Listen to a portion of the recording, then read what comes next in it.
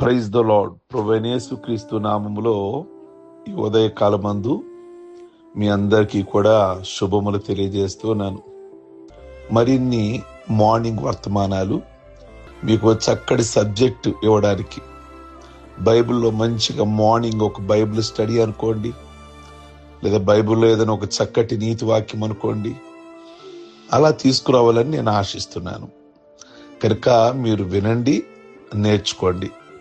అలాగే మీ స్నేహితులకు కూడా దయచేసి ఈ షార్ట్ మెసేజ్ ఉదయకాలం ముందు ఒక మాట మీద ఓ సబ్జెక్ట్ మీ ముందుంచాలని నేను ఆశిస్తున్నాను.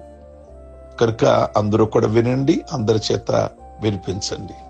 ఓకే, ఈరోజు పరిశుద్ధ గ్రంథంలో యెషయా ఎవరు అంటే యెషయా ఆమోస్ కుమారుడు. బైబిల్ గ్రంథంలో యెషయా గ్రంథం ఉంది, అవగాహన ఉందిక మీకు? యెషయా గ్రంథం అంటే పాత నిబంధనలోది. 66 అధ్యాయాలు ఉన్నాయి అందులో. బైబిల్లో అతి పెద్ద పుస్తకం యెషయా గ్రంథం, 66 అధ్యాయాలు. బైబిల్ మొత్తము 66 పుస్తకాలు. ఆది కాండం మొదలుకొని ప్రకటన గ్రంథం వరకు 66 పుస్తకాలు. ఈ యెషయా గ్రంథములో 66 అధ్యాయాలు కలిగిన ఆ బుక్ అది.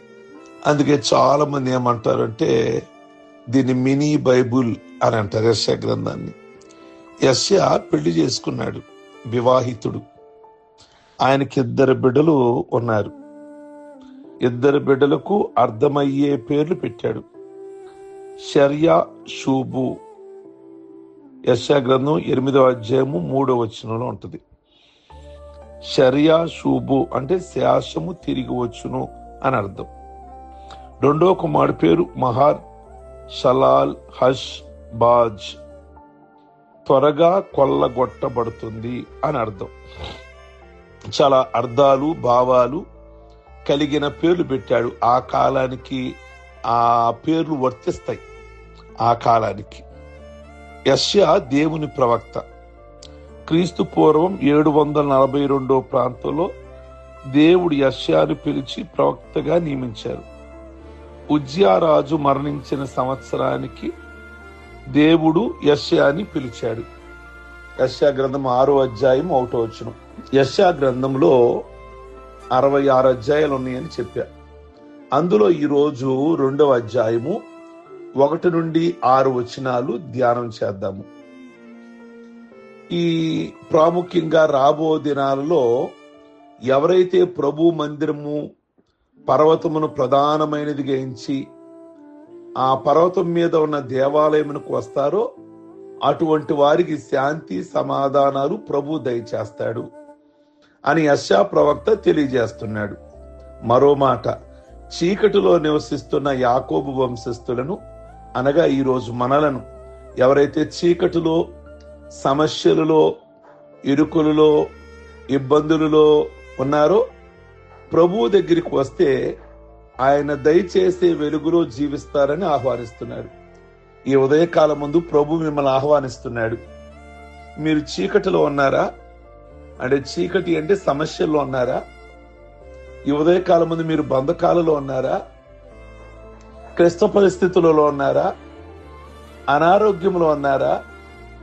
కనుక రండి, నేను నా వెలుగులో మిమ్మల్ని నడిపిస్తాను అని అంటున్నాడు. ఎంత చక్కటి మాటలు! యెషయా గ్రంథం 2వ అధ్యాయము 1 నుండి 6 వచనాలు. పరమగీతాలు 2వ అధ్యాయము 8వ వచనంలో, నా ప్రియుని పిలుపు వినిపించుచున్నది, అతడు పర్వతముల మీద పరిగెత్తుకొని వచ్చుచున్నాడు, కొండల మీద దుముకుచూ వచ్చుచున్నాడు. ప్రియ దేవుని బిడ్డలారా, నువ్వు గనక ఆయన దగ్గరికి వస్తే ఆయన నీ దగ్గరికి ఎంత స్పీడ్గా వస్తున్నాడు చూడండి. పరమగీతాల్లో చెప్తున్నాడు, విన్నారా? మీరు గనక ఒక్క అడుగు గనక ఆయన దగ్గరికి వేస్తే ఆయన ఎన్ని అడుగులు స్పీడ్తో దుముకుతూ మీ దగ్గరికి వస్తున్నాడో చూడండి. కనుక ఆయన దగ్గరకు వచ్చిన వారికి ఏం చేస్తాడు? ఆయన రండి అని పిలుస్తున్నాడు కదా మిమ్మల్ని.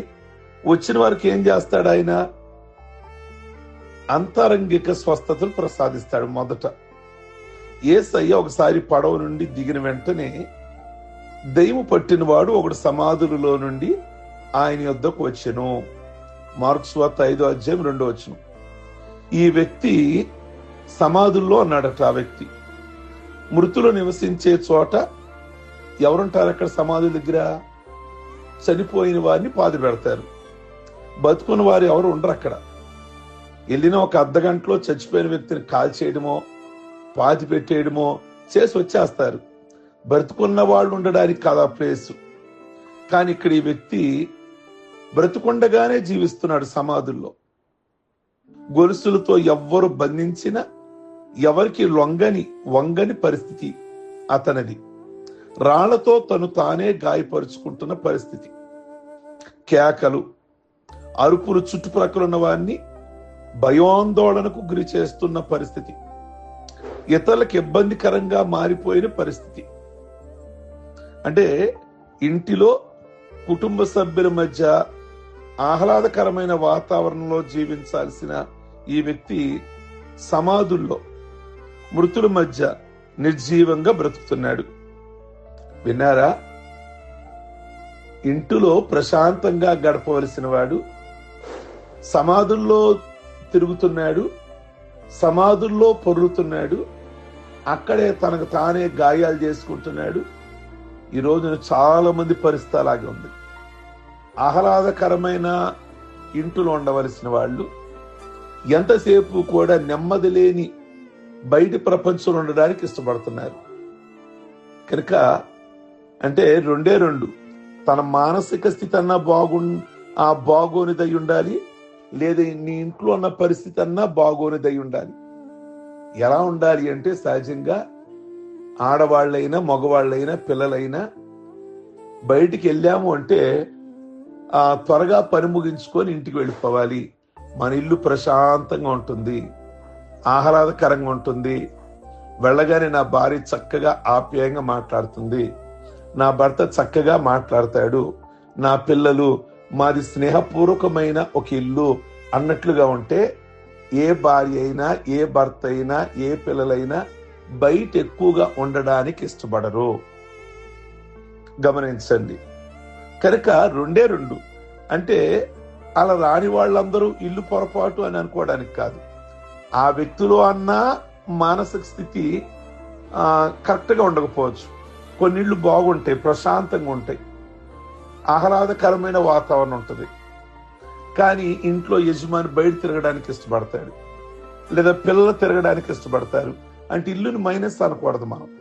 అతని మానసిక స్థితి బాగోలేదు, ఇంట్లో వారితో కలవడానికి ఇష్టపడలేదు. కనుక ఈ ఉదయకాలం మందు ఒకవేళ పురుషులైనప్పటికీ కూడా ఆఫీస్ అయినా లేదా ఏదైనా వర్క్ అయినా పెందరకాడ ఇంటికి వెళ్ళిపోవాలి, అలాంటి మనసు రావాలి అంటే ఇంట్లో ఆహ్లాదకరమైన వాతావరణం ఉండాలి. గమనించండి. కనుక నేనంటాను, నీ ఇల్లు ఓ చిన్న పరలోకంలాగా ఉండాలి. చక్కగా చిరునవ్వులతో లేదా స్నేహపూర్వకమైన, ఇంకెలాంటి వారికి స్నేహితుడు ఎందుకంటే బయట ఇంట్లోనే భర్త స్నేహితుడిగా వ్యవహరిస్తే భార్య భర్తతో స్నేహితులాగా ఫ్రీగా మనసిప్పి మాట్లాడుకుంటే ఇంకా బయట ఆ స్నేహితులు దేనికి అసలు చెప్పండి? ఇతని పరిస్థితి బాగోలేదా? ఇంటి పరిస్థితి బాగోలేదా? మొత్తానికి ఇతన్ని ఏదో ఆవరించింది.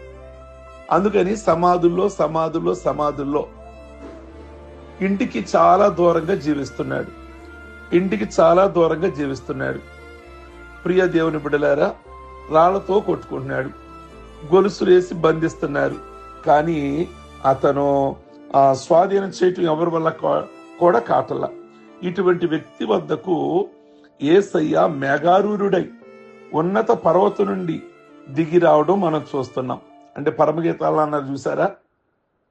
అతడు పర్వతముల మీద పరిగెత్తుకొని వచ్చుచున్నాడు, కొండల మీదుగా దుంగుచూ వచ్చున్నాడు. ఎందుకొని వస్తున్నాడు ఆయన?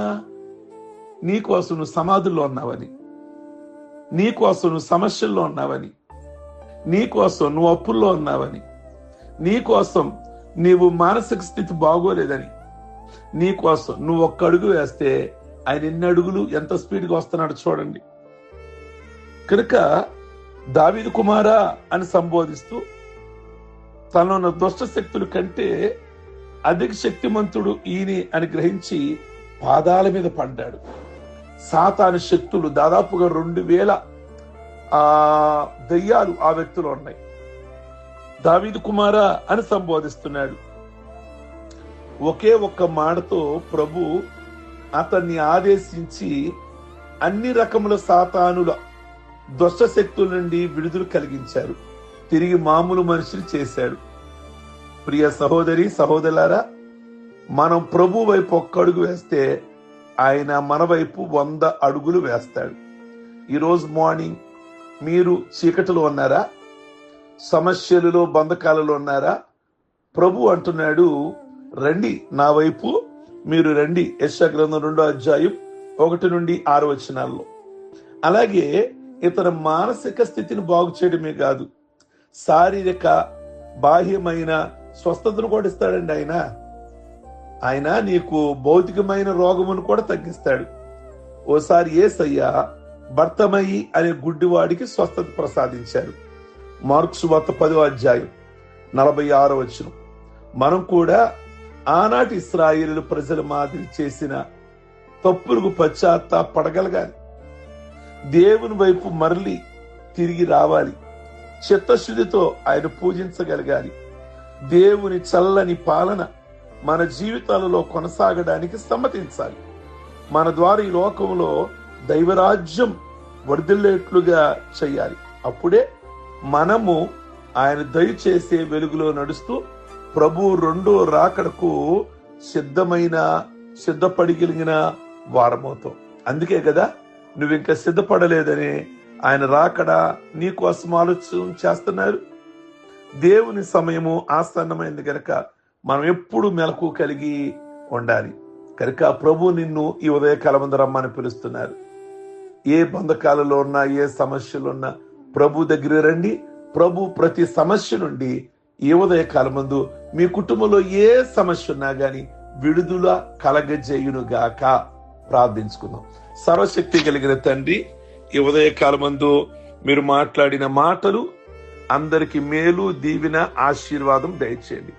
అలాగే ప్రాముఖ్యంగా పెళ్లి రోజులు, పుట్టినరోజులు, రక్షణ పొందిన రోజులు చేసుకుంటున్న బిడ్డలందరినీ కూడా జ్ఞాపకం చేసుకొని చక్కటి ఆయుష్, చక్కటి ఆరోగ్యం దయచేసి ప్రతి కుటుంబంలో కూడా శాంతి, సమాధానం, చక్కటి ఆత్మీయమైన వాతావరణం, స్నేహపూర్వకమైన వాతావరణము, భార్యాభర్తలు, బిడల మధ్య మీరు కలగజేసే ఆ సమాధానమును మీరు దయచేయమని, వారు దేని కొరకు మీ సన్నిధిలో వెతుకుతున్నారో, దేని కోసం వారు మీ సన్నిధిలో అడుగుతున్నారో, ప్రార్థిస్తున్నారో అవన్నీ కూడా ఈ ఉదయకాలమందు వారి వారి కుటుంబాలలో మేలులతోనూ, దీవెనలతోనూ, ఆశీర్వాదములతోనూ, శుభకార్యములతోనూ మీరు నింపి మేలు చేయమని యేసయ్య నామములో అడిగి వేడుకొనుచున్నాం తండ్రి. ఆమేన్. God bless you. ప్రభు మిమ్మల్ని దీవించును గాక.